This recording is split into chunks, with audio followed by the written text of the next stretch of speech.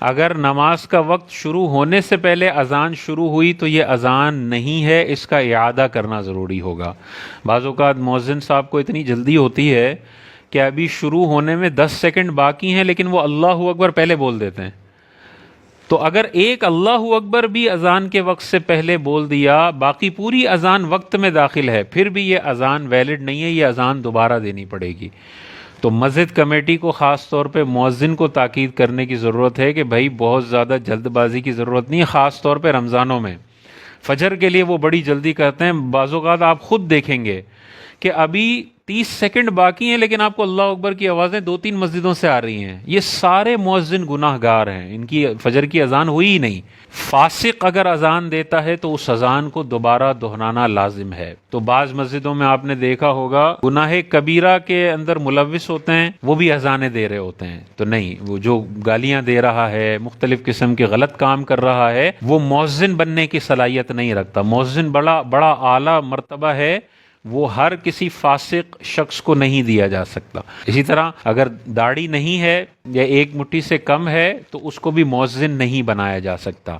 مؤذن ہونے کے لیے داڑھی والا ہونا ضروری ہے۔ تو خدا نخواستہ کسی مسجد میں کوئی ایسا مؤذن ہے، اس کو ہٹانا ضروری ہے، یا پہلے اس کو کہیں کہ بھائی ان سارے گناہوں سے توبہ کرو اور پھر اذان دو۔ اگر وہ نہیں مانتا تو پھر وہ اذان کا اہل نہیں ہے۔ عورت اذان نہیں دے سکتی، اذانیں مرد نہیں دینی ہے۔ عورت نے کہیں خدا نخواستہ دے دی تو گناہ گار ہوگی اور اس اذان کو ریپیٹ کرنا ہے۔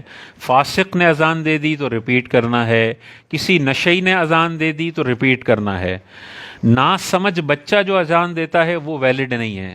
سمجھدار بچہ ہے وہ اذان دے سکتا ہے، کسی بچے کی خواہش ہو لیکن وہ سمجھدار ہے تو وہ مؤذن بن سکتا ہے۔ جنبی شخص جس پر غسل فرض ہے وہ اذان نہیں دے سکتا، دے گا تو گناہ گار بھی ہوگا اور اس اذان کو دہرانا پڑے گا۔ وضو کرنا ضروری ہے یا نہیں ہے؟ تو وضو کرنا مستحب ہے اذان کے لیے، لیکن بے وضو بھی کوئی اذان دیتا ہے تو اذان بہرحال ہو جائے گی، لیکن ناپسندیدہ ہے، باوضو ہونا چاہیے۔